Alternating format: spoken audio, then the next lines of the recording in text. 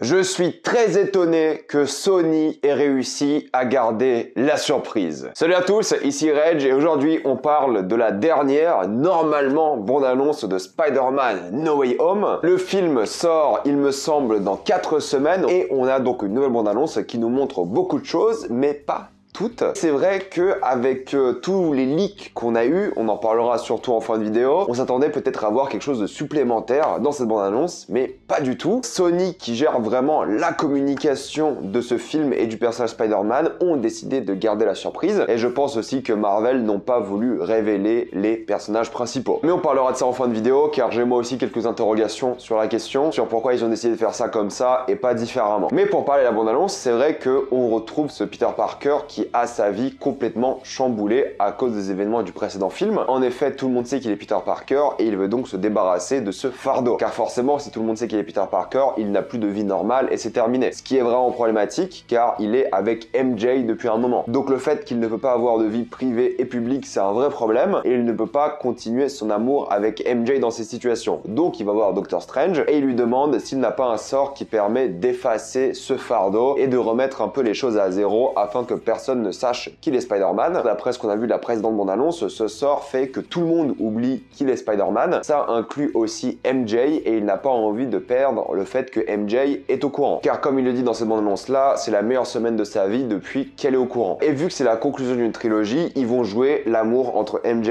et Peter Parker à fond. C'est vraiment le but de ce film et on le voit dans les différents plans et surtout un plan final avec MJ. Et ce qui est intéressant, c'est que le multivers s'ouvre, d'après ce que j'ai compris, dans le monde de Peter Parker. Peut-être ça va changer dans le film final, peut-être il y a cette scène où il tombe dans le vide, qui est lui qui doit être sauvé pour ne pas tomber dans le multivers et quitter le monde dans lequel il est actuellement, mais d'après ce que j'ai compris moi, surtout que la scène finale, on voit bien le bouclier de Captain America, ce sont tous les autres méchants qui arrivent dans le monde de Peter Parker. Et je trouve ça toujours bien parce qu'en fait ça permet d'ancrer les spectateurs. Si on commence à voir Peter Parker qui voyage en plein de mondes différents, ça peut être un peu compliqué, alors que là, si on a les autres ennemis et les autres héros qui viennent dans le monde de Peter Parker, c'est un monde qu'on connaît déjà, c'est un monde qu'on peut facilement explorer, donc ça marche très bien. C'est plus facile pour un spectateur d'avoir ça qu'autre chose. Donc les nouveaux méchants arrivent dans ce monde, c'est évidemment un problème, car avoir plusieurs méchants dans le monde où tu es, c'est problématique, et je pense qu'il va les découvrir un par un, ou peut-être il y aura une scène où il en découvre deux d'un coup, mais il faudra qu'il comprenne qui sont ces méchants, car pour lui, ce ne sont pas des méchants qui existent, donc il va les rencontrer un par un, et ensuite, évidemment, à la fin, il y aura un combat épique contre tous les méchants. Et j'avais dit dans ma précédente vidéo, je l'avais dit, Dr. Octopus pensait parler à un autre Spider-Man, car elle lui dit dans ce film, tu n'es pas Peter Parker. On a donc ce combat sur le pont avant qu'il découvre qu'il est le faux Peter Parker entre guillemets, en tout cas pour lui. Il vole aussi sa nanotechnologie, ça j'aime bien parce que peut-être on aura un Spider-Man avec un costume un peu différent, parce que c'est vrai que le Spider-Man avec le costume ultra technologique est super puissant, peut-être dans la scène finale on aura un costume fait à la main ou un truc un peu moins puissant, ou peut-être l'inverse, un Dr. Octavius va lui donner un costume encore plus puissant. En tout cas, c'est cool d'avoir un Dr. Octopus qui sera visiblement gentil. Peut-être parce qu'il contrôle encore les bras mécaniques qu'il a. Peut-être la puce qu'il a derrière n'existe pas dans ce film, ou alors il est fonctionnel. Mais il y a quand même une scène où il se fait foudroyer par Electro. Donc ou il est gentil, ou le fait de se faire foudroyer va le rendre méchant. Vous savez, du moment que la puce qui contrôle les intelligences artificielles est intacte, il peut contrôler les bras mécaniques. On verra ça dans le film, mais c'est vrai que j'aimerais bien qu'il soit gentil. C'est intéressant, en tout cas pour une partie du film. Après, ça fait toujours un peu bizarre de voir le Spider-Man de Tom Holland faire des blagues avec les méchants de l'univers de Sam Raimi, parce que c'était pas du tout le même humour, et tu vois que la réaction de Dr. Octopus enfermé est pas du tout la même, parce que dans l'univers de Sam Raimi, il y avait beaucoup moins de blagues, et elles étaient beaucoup moins marveliennes, comme on a l'habitude de voir là, du coup il y a clairement un petit choc. On a donc différents costumes pour différents ennemis, ça c'est cool. On a aussi MJ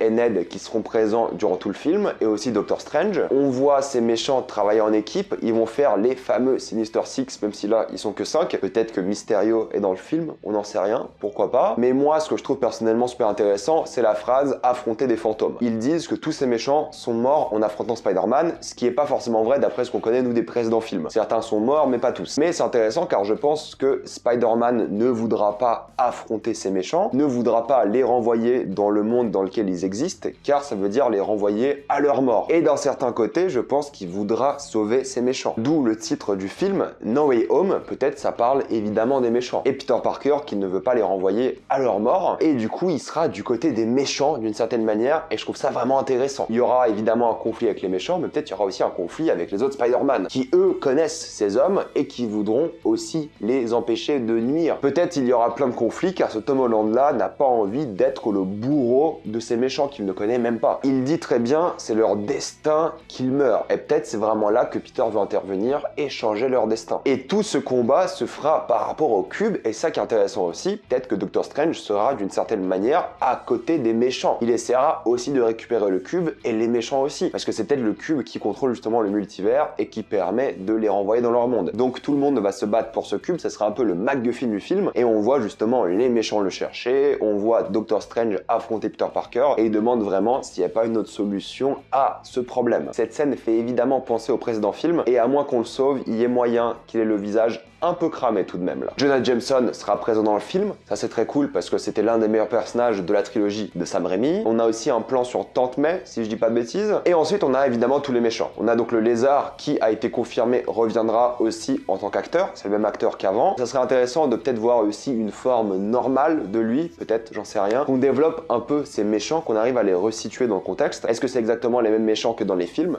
Pas forcément. Est-ce qu'ils ont été retirés du multivers avant leur mort dans les films? On n'en sait rien. L'homme sable pour le coup n'était pas un méchant à la fin du film. Il n'a pas été tué et il n'était pas 100% méchant. Je suis content qu'Electro ne soit pas bleu et qu'il ait le fameux masque, en tout cas la forme électrique pointue. Et je pense évidemment que le bouffon vert sera le vrai méchant du film. C'est lui qui va tout organiser car Willem Dafoe est de retour. Et oui, c'est Willem Dafoe sur les deux plans. Et ça sera donc le grand méchant du film et c'est lui qui va tout organiser d'après moi. Et ça va être super intéressant car Willem Dafoe était sûrement l'un des meilleurs méchants de Spider-Man. Et le fait d'entendre sa voix où il dit qu'il ne peut pas sauver tout le monde et que ce monde l'oblige à faire des choix est intéressant. J'ai très hâte de voir ce méchant car c'était pour le coup un vrai méchant de Spider-Man et l'un des meilleurs qu'on ait eu. Et donc il faut parler des autres Spider-Man qui sont clairement dans le film. Là on le voit, c'est une vraie confirmation. Je suis content qu'il n'ait pas spoilé le fait ou qu'il n'ait pas donné d'indices sur leur apparition dans le film car ils auraient montré les autres personnages, ils auraient pu complètement tout exploser, mais c'est vrai qu'ils n'ont pas besoin de ça. La bande-annonce fait déjà des millions de vues en quelques minutes, ils ont même pas besoin du fait de les montrer car tout le monde sait qu'ils seront dedans. Et on a ce plan final évidemment où on voit le lézard, Electro et l'homme sable affronter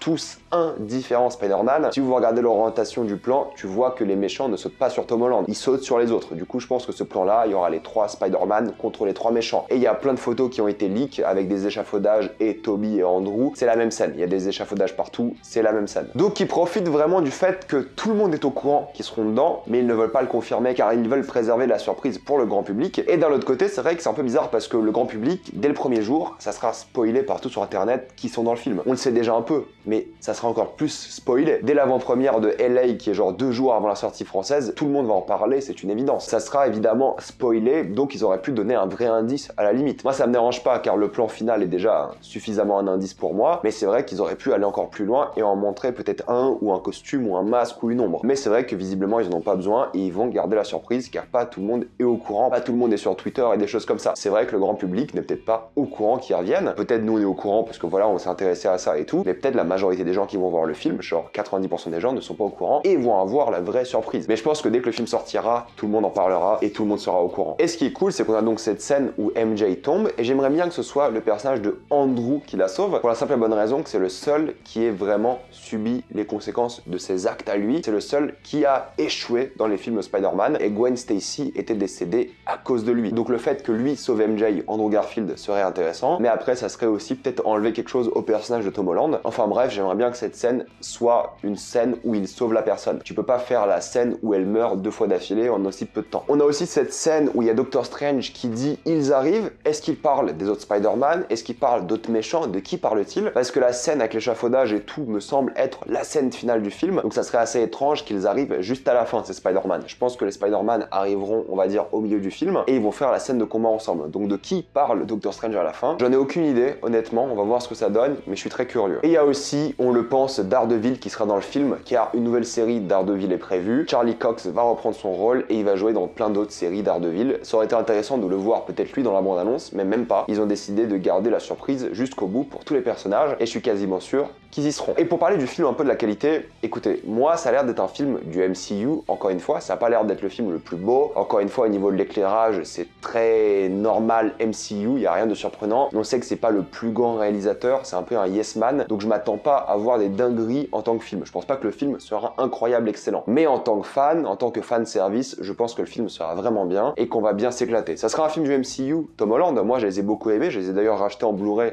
l'autre jour. Je les ai vraiment beaucoup aimés et je pense que je vais aussi beaucoup aimer celui-ci. Je pense que ça sera sûrement le meilleur des trois, mais c'est vrai que ça sera pas un grand film d'après moi. Il a l'air quand même assez basique dans la qualité du film, la mise en scène et des choses comme ça. Je pense qu'on va tous s'éclater devant, mais en tant que film, je pense que ça sera juste très divertissant comme d'habitude à la MCU. Je vais m'arrêter là, mettez-moi dans les commentaires ce que vous pensez de cette bande-annonce, qu'avez-vous hâte de voir le plus dans le film. Vous savez très bien de quoi moi j'ai hâte, donc mettez-moi tout ça dans les commentaires. Comme d'habitude, pensez à vous abonner à la chaîne pour plus de vidéos, mettez un j'aime et partagez cette vidéo, ça aide beaucoup la chaîne. Si vous aimez la chaîne, pensez à la soutenir en devenant membre au soutien. Suivez-moi sur tous les réseaux et moi je vous dis à la prochaine fois. Salut à tous.